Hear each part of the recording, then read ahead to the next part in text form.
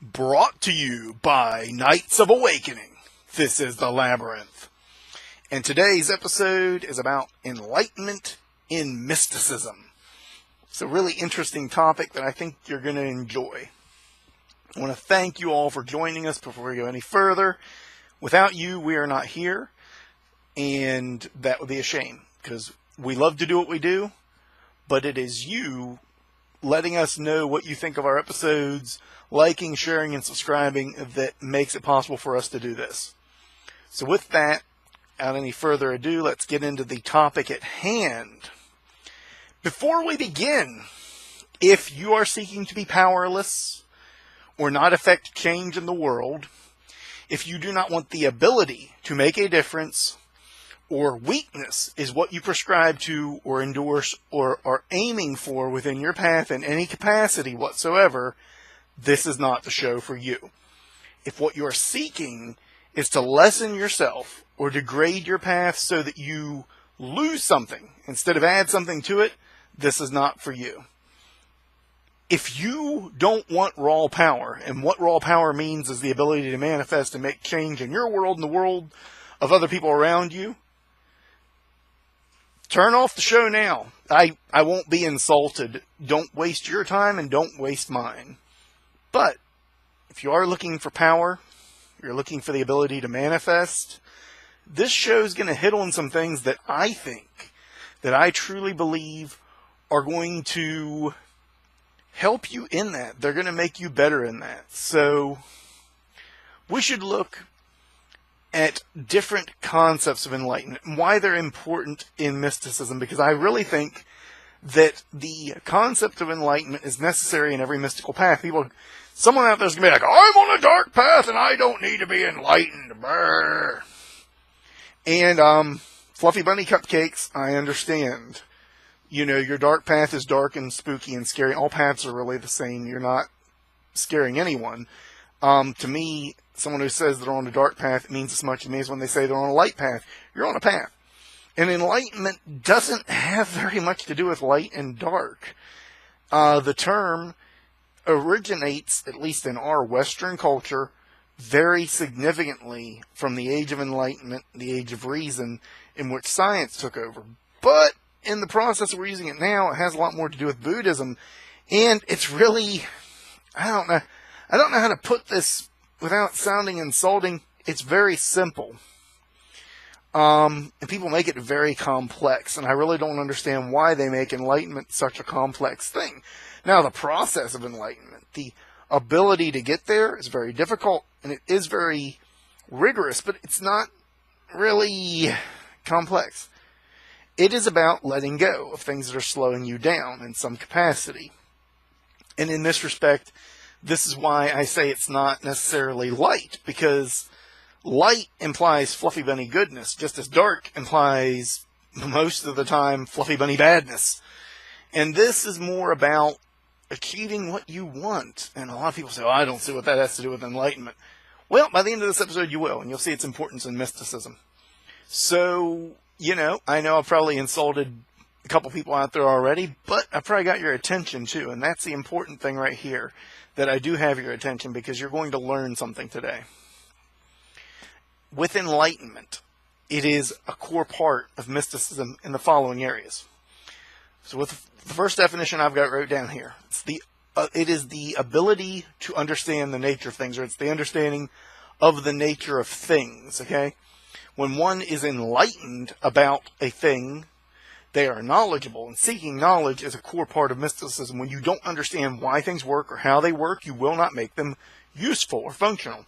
If you're sitting there, day in and day out, and you're there going, ba ba ba ba ba, and doing your mantras and your chants and everything else, and you don't know why mysticism works the way it does, all you've done is wasted time. You need to learn the why and the what. This is where enlightenment becomes necessary. You say a mantra 10,000 times, and it focuses your mind, but if you don't understand what that focusing does to your ability to use magic, you've gained nothing. All you've gained is an incredible amount of focus, but no direction. Ants are focused too, but they don't manipulate the forces of cosmic energy to achieve their will. You want to be an ant? Be an ant. I say be more than an ant. I say be bold, be powerful. And in that, you have to understand the nature of the things you're working with, why energy currents work the way they do, why we group systems the way we do, why systems and paradigms are set up the way they are. So that's the first, to understand the nature of things. The second is to understand the truth behind life. This is a personal one. We all have our truths. And in these truths, they define who we are and what we do and why we do it. To understand the truth behind your life, what it means to be you, what it is you're striving for, what it is you're doing, what it is that makes you and amazing, is necessary to work magic. If you don't understand the truth behind life, your life, you're never going to manipulate any energy. You're not going to achieve anything. You have to understand the truth behind your own life. You have to understand what it is you're striving for, what it is you want to be, what it is you want to do. Because then you can start to focus your magic towards it. Then you can start to focus your energy, your direction, and your drive to achieving your goals. You have to understand the truth behind life. Without this part of enlightenment, that concept of enlightenment, you might achieve some magic. You might achieve some results with magic. You might get something done, but it'll be lacking. Whereas one who knows the truth of their life, they know who it is they are, who it is they want to be, and what they're going to do to achieve it. And at each step, that is evolving so that they never come to a dead stop. For that person, their magic will be superior. Because they're always growing and shifting and changing and becoming more than what they were the day before. The next ones are really, because, the concept of enlightenment is very Buddhist in some ways, but I think it also, it's more than that. It's an understanding of having awakened someone. And this is Knights of Awakening. What better place to talk about this? The next ones are a little bit more on what people consider traditional Buddhist ideals, but they're very important in magic. You're not going to see it at first, but I think you're going to appreciate where I go with this. To set aside suffering from attachment. If you're working magic, some people would say that you're attached. And I would say that attachment is holding on to something rather than doing something. That if you are attached to an outcome, that is action, especially if you're working to make that outcome occur. But if you're simply attached to it, and you're suffering from it, and you're not really putting in the time, the effort, the hard work, the dedication, the raw power needed to manifest change, then the only thing that attachment is doing is creating suffering. And you have a lot of things you're going to be attached to in life that you do need to let go of. That they're draining your energy because you're not going to work on them. You're not going to change them. You're not going to use that magic.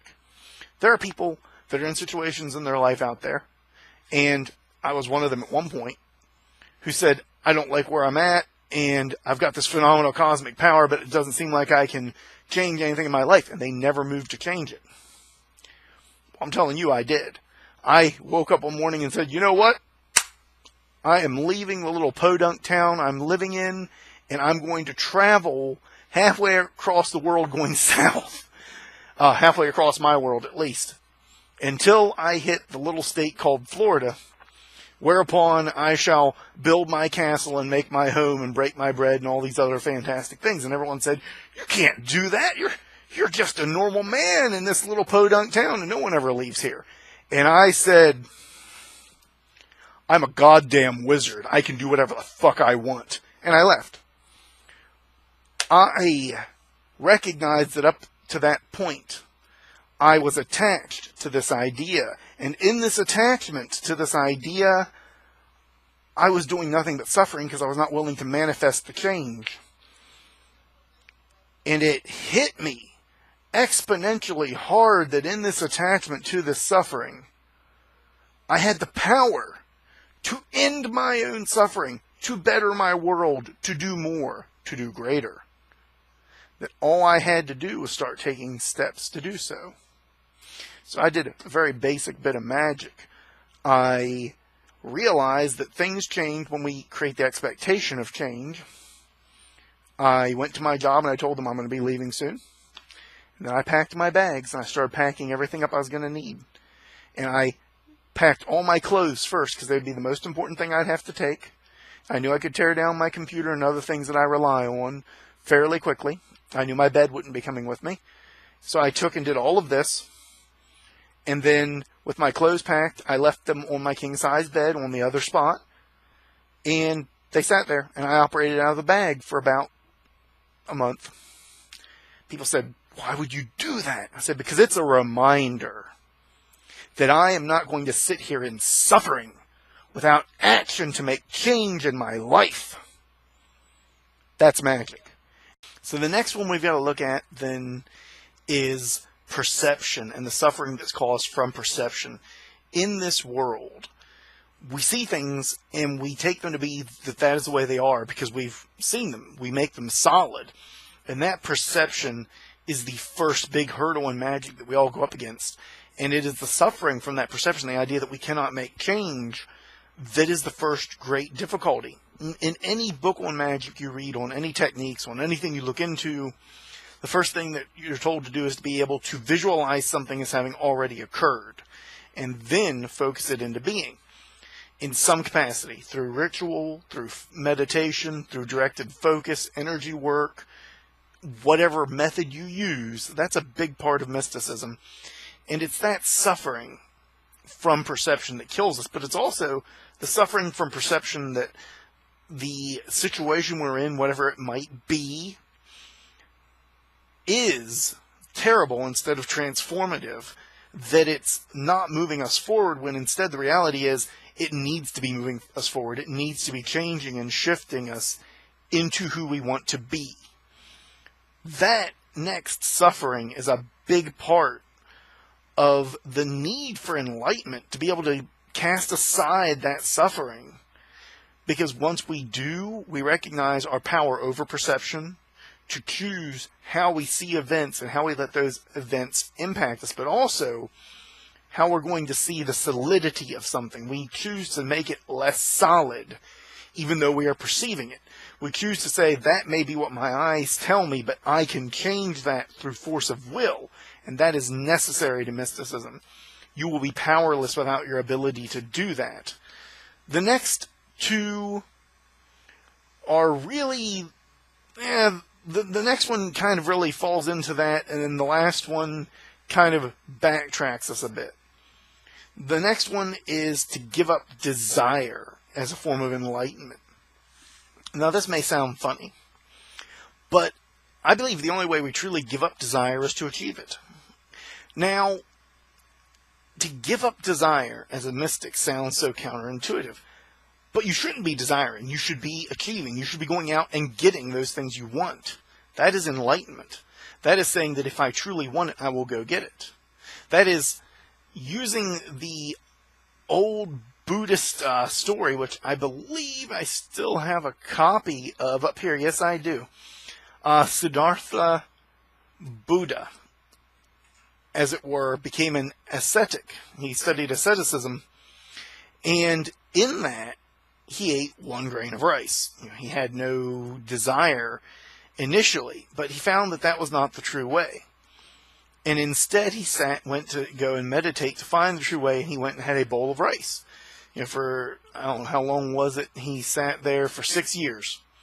For 6 years, he sat there eating 1 grain of rice a day and drinking well from the water, or water from the well. That is giving up desire completely, and then he realized that he had not yet achieved enlightenment. He was not where he wanted to be. He wanted a full bowl of rice, so he went and got one. That is part of enlightenment.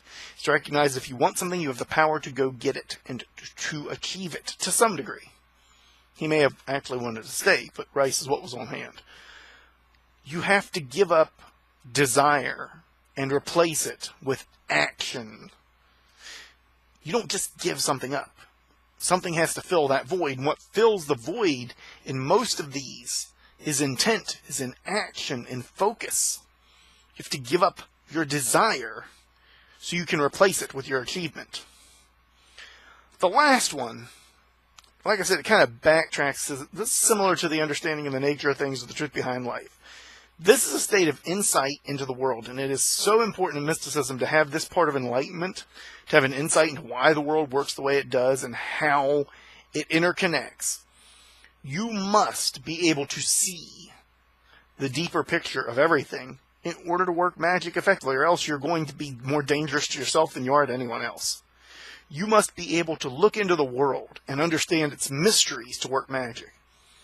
That is part of what enlightenment is. And it is absolutely, absolutely vital that you have the power to do that. Or else you're just throwing spells out willy-nilly and you probably won't even see where the results are because you don't have the insight into the world to see where your magic is working and why. Every day, I get at least a dozen questions on curses or this or that, or what do you feel off of this, or what do you sense off of that. And I usually take a little bit of time to respond because, frankly, that's not my place. I have the insight, but you need to develop that insight to sense and to see and to feel into the world. Without that principal part of enlightenment, I'm not doing you any good. So I usually wait a little bit to make sure the person has had their own opportunity to look into what they sense and what they feel. And then I respond. Insight into the world is absolutely quintessential. Because without it, you won't even be able to sense your own workings, much less be able to work greater workings. So that's enlightenment. And as you may see, it is a necessary and core tool of mysticism. It is absolutely important in the mystical practices to have some degree of enlightenment. Now, you're not going to be completely enlightened, because complete enlightenment likely doesn't exist in the way we think it does.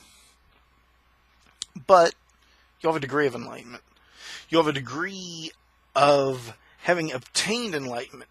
And in that, so many people say that enlightenment is this burden or this thing. No, it's actually casting aside burdens. You, in giving up these concepts, will also find that you don't hold on to ascribing them to others. You don't feel the need to cause others suffering through forcing attachment upon them, for forcing your own truth on them, or forcing them into a series of perceptions. You will find that you will have less desire in the sense of it being making them do things. And if you do have a desire about making someone do something, it will be directly in relation to how it impacts your life. Otherwise, it won't really exist as much. These are things that come from the enlightened state of casting aside the suffering from these areas. And it's as important for the dark as it is for the light and the gray and every other color-coded, technicolored spectrum out there. So I don't care if you're left-hand path or your right-hand path. I think the concept of enlightenment, as I've presented here today, holds some value, that you should be looking to incorporate some of this into your path. And I know that this will have some value for everyone who watches it today, because these are simple things that you've probably not made note of, but should have. I want to thank you all for watching. This is the Labyrinth, and we've went over Enlightenment and Mysticism, and I truly believe we have one of our better shows for you today with this. If you liked it, hit the like button, share it, subscribe it, comment. We are fueled by response. When you let us know that you like something, we make note of that. And when no one lets us know that they like something, we make note of that too. We get an idea of where we should tailor our work and what means something to you. So again, thank you all for joining us, and thank you for helping us awaken the night within.